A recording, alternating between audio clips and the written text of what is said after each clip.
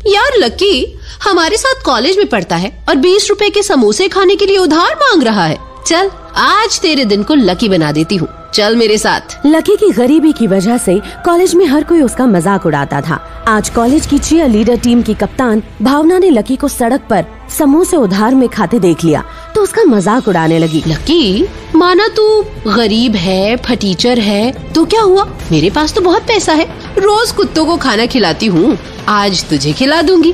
शहर के सबसे महंगे होटल ब्लू मून ले जाऊंगी। तुमने तो आज तक कभी ऐसा होटल देखा भी नहीं होगा। होटल ब्लू मून का नाम सुनकर लकी भावना के साथ गाड़ी में बैठ गया, पर लकी को जरा भी अंदाजा नहीं था कि वहाँ कितना बड़ा झटका उसका इंतजार कर रहा है। होटल में भावना का बॉयफ्रेंड ईशान पहले से मौजूद था। भावना, ये लूजर लकी यहाँ क्या कर रहा है तुम्हारे साथ? आज कुत्तों की जगह इसे खाना खिलाने वाली हो क्या?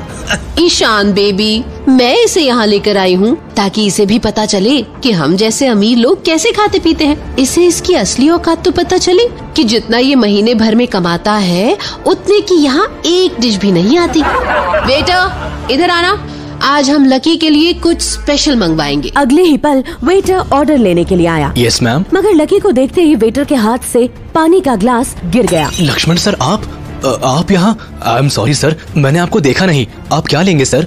वही जो हमेशा रहता है। हाँ ले आओ। वेटर वहाँ से चला गया, मगर भावना और ईशान हक्के बक्के रह गए। उन्हें समझ नहीं आ रहा था कि अभी यहाँ क्या हुआ। लकी, ये वेटर तुम्हें लक्ष्मण सर क्यों बुला रहा था? क्या मतलब, तुम इस होटल में पहले भी आ चुके हो? लकी कोई जवाब नहीं देता और मुस्कुराने लगता है। कुछ ही देर में वेटर 2 लाख रुपए की शैंपेन की बोतल लेकर वहाँ आया और लकी के ग्लास में डालते हुए कहा, ये लीजिए सर, आपका फेवरेट शैंपेन। इतना महंगा शैंपेन? ए लकी, इसका पैसा क्या तेरा बाप भरेगा? लकी बिना कुछ कहे मुस्कुराने लगा। अगले ही पल वेटर ने कहा, सर लक्ष्मण सर को इसके पैसे भरने की जरूरत नहीं है, ये सब उनका ही है। उनका ही है मतलब? समोसे के लिए उधार मांगने वाले लकी से वेटर ने 2 लाख की शैंपेन के पैसे क्यों नहीं लिए? वेटर लकी को लक्ष्मण सर क्यों कह रहा था? क्या है लकी की सच्चाई? भावना और ईशान के मन में ये सारे सवाल उठ रहे थे और इन सब सवालों का जवाब उन्हें सिर्फ लकी ही दे सकता था। पर जैसे ही भावना और ईशान ने लकी की कुर्सी की तरफ देखा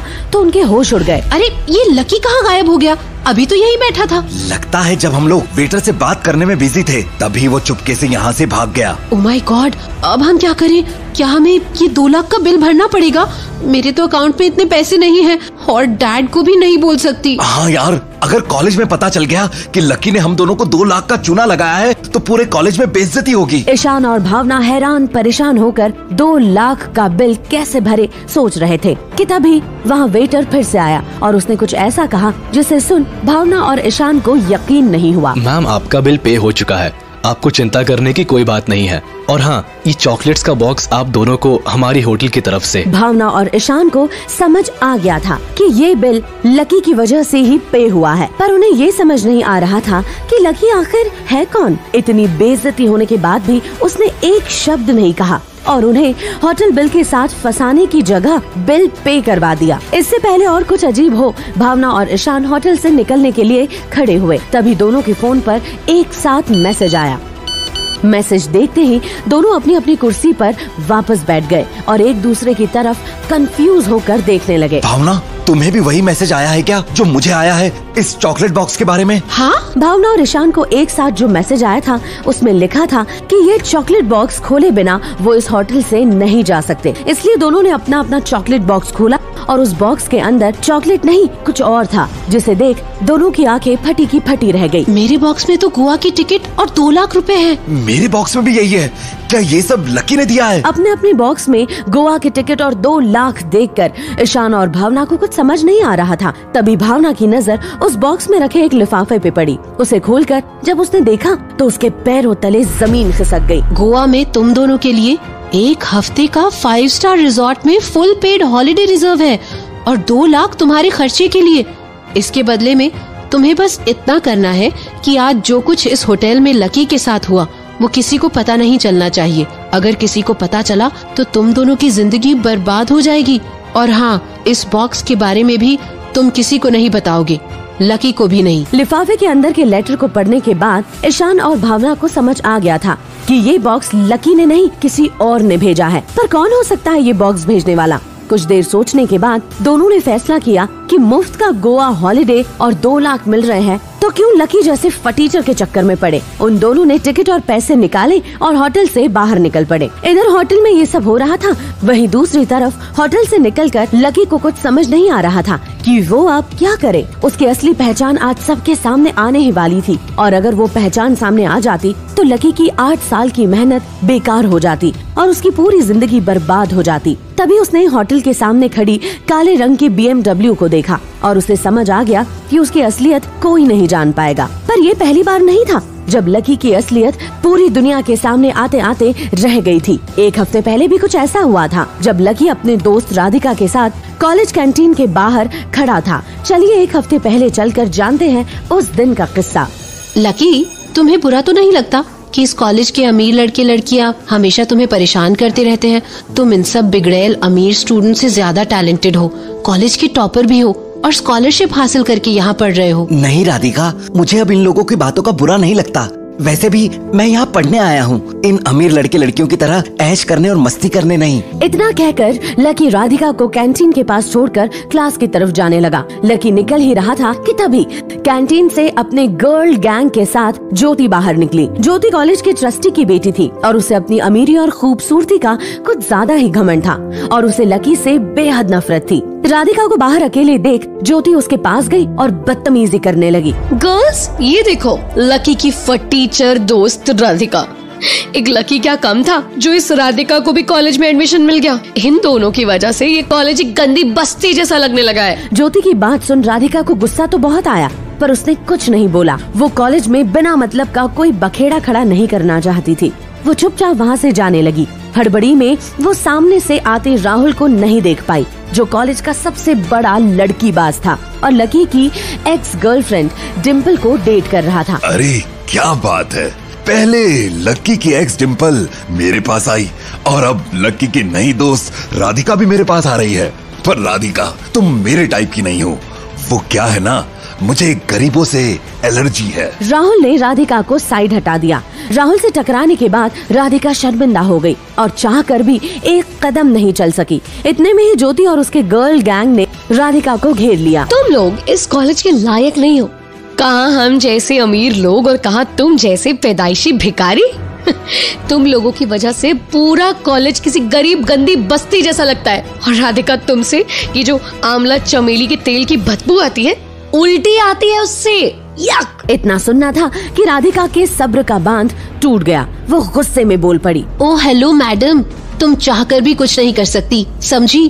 क्योंकि मैंने और लकी दोनों ने एग्जाम में टॉप किया है और हमें स्कॉलरशिप मिली है। तुम जैसे अमीर बाप की बिगड़ी औलादे तो पास भी अपने बाप के पैसों के दम पर होती हैं। तुम्हारे पापा कॉलेज के ट्रस्टी ना होते तो कभी पास भी नहीं हो पाती। तुम्हारी खुद की औकात क्या है? इतना सुनना था कि राधिका के सब्र का बांध टूट गया। वो गुस्से में बोल पड़ी।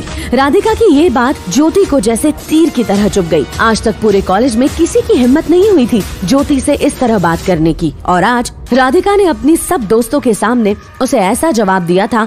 ये देख ज्योति ने अपना आपा खो दिया। क्या कहा? तेरी इतनी हिम्मत कि तू मुझसे ऐसे बात करेगी? ये कहकर गुस्से में तमतमाई ज्योति ने राधिका को थप्पड़ मारने के लिए हाथ उठाया ही था कि अचानक वहाँ लकी पहुँच गया और उसने ज्योति का हाथ पकड़कर पीछे धकेल दिया। लकी के साथ कोई बुरा बिहेव करे तो वो शांति से झेल लेता था पर राधिका के साथ वो ऐसी बदतमीजी बर्दाश्त नहीं कर पाया। राधिका बेहद सीधी और मासूम थी और उसकी आंखों से निकलते आंसू देखकर लकी से चुप नहीं रहा गया। उसने ज्योति और उसके गर्ल गैंग की तरफ गुस्से से देखते हुए कहा, बस बहुत हुआ। हम गरीब हैं पर हमारा भी सेल्फ रिस्पेक्ट है और हम किसी की भीख लेकर इस कॉलेज में नहीं पढ़ रहे। हमने इस कॉलेज में एडमिशन अपने बलबूते पर लिया है। अब बात को यहीं खत्म करो और निकलो यहाँ से। लकी को इस तरह गुस्से में देखकर राहुल वहाँ से चुपचाप निकल गया क्योंकि वो जानता था कि लकी गुस्से में क्या कर सकता है। उसने ज्योति को भी वहाँ से निकलने को कहा पर ज्योति ने राहुल को धक्का मार दिया और लकी के सामने खड़ी हो गुस्से से चिल्लाने लगी। क्या कहा तुमने? मुझे निकलने को बोल रहे हो? जुबान इतनी लंबी हो गई है तुम दोनों की। अब तुम गंदी नाली के कॉकरोचेस के पर काटने का टाइम आ चुका है। रुको, तुम दोनों को अभी इसी वक्त में कॉलेज से निकलवाती हूँ। इतना कहकर ज्योति ने अपने पापा यानी कॉलेज के ट्रस्टी को कॉल लगाया। उसे पूरा भरोसा था कि उसके पापा लकी और राधिका को न सिर्फ इस कॉलेज से बाहर निकलवा देंगे, बल्कि अपने कॉन्टैक्ट से वो उन दोनों का पूरे इंडिया के किसी भी कॉलेज में एडमिशन नहीं होने देंगे और फिर लकी और राधिका की जिंदगी पूरी तरह बर्बाद हो जाएगी। 2 रिंग के बाद ज्योति के पापा ने फोन उठाया और उनके हेलो बोलने से पहले ही ज्योति ने बोलना शुरू कर दिया। पापा, 2 स्टूडेंट्स को कॉलेज से निकलवाना है अभी और इसी वक्त। रीजन बताने का टाइम नहीं है मेरे पास। ठीक है, नाम बताओ। राधिका सूरी और लकी अग्रवाल। लकी का नाम सुनते ही ज्योति के पिता चौंक पड़े और इसके बाद उन्होंने जो कहा वो सुनकर ज्योति के पैरों तले से जमीन खिसक गई। क्या? लकी अग्रवाल? ज्योति, तुम्हें पता नहीं है कि तुमने कितनी बड़ी गलती कर दी है। अभी के अभी लकी से माफी मांगो, नहीं तो ये कॉलेज कल ही बंद हो जाएगा, साथ ही मेरा बिजनेस भी बर्बाद हो जाएगा और हम सड़क पर आ जाएंगे। इतना कहकर ज्योति के पापा ने फोन काट दिया। ज्योति को कुछ समझ नहीं आ रहा था। शहर के इतने बड़े आदमी और कॉलेज के ट्रस्टी होने के बावजूद उन्होंने अपनी बेटी को उस फटीचर 2 कौड़ी के लकी से माफी मांगने को क्यों कहा। ज्योति को ये भी समझ नहीं आ रहा था कि लकी से माफी ना मांगने पर कॉलेज क्यों बंद हो जाएगा और क्यों लकी उसके पापा का बिजनेस रातों रात बर्बाद कर सकते हैं। क्या थी लकी की सच्चाई और लकी इस सच्चाई को दुनिया से क्यों छुपा रहा था। ज्योति ने कुछ देर सोचकर जैसे ही लकी से माफी मांगने के लिए उसकी तरफ देखा तो लकी वहाँ नहीं था और ज्योति की गाड़ी के बोनट पर बिल्कुल वैसा ही डब्बा था जैसा आज होटल में ईशान और भूमिका को मिला था, पर उसमें टिकट नहीं, कुछ फोटोग्राफ थे और एक पेपर पर लिखा था कॉलेज छोड़ दो और जो तुम्हारे पापा ने लकी के बारे में कहा उसे भूल जाओ। अगर ये बात किसी को भी पता चली तो तुम बर्बाद हो जाओगी। अगले दिन ज्योति ने कॉलेज छोड़ दिया और लकी की असलियत दुनिया के सामने आने से बच गई। आज भी बिल्कुल ऐसा ही हुआ था। लकी को समझ नहीं आ रहा था कि उसके अलावा कौन है जो उसकी असलियत छुपा रहा है। क्यों होटल के वेटर ने लकी को सर कहा, क्यों कॉलेज की ट्रस्टी ने अपनी ही बेटी से लकी को माफी मांगने को कहा। 8 साल से लकी क्या छुपा रहा है और कौन है वो जिसने लकी की असलियत सामने आने से रोकने के लिए ईशान, भूमिका और ज्योति को बॉक्स भेजा। ये तो बस लकी की कहानी का एक हिस्सा है।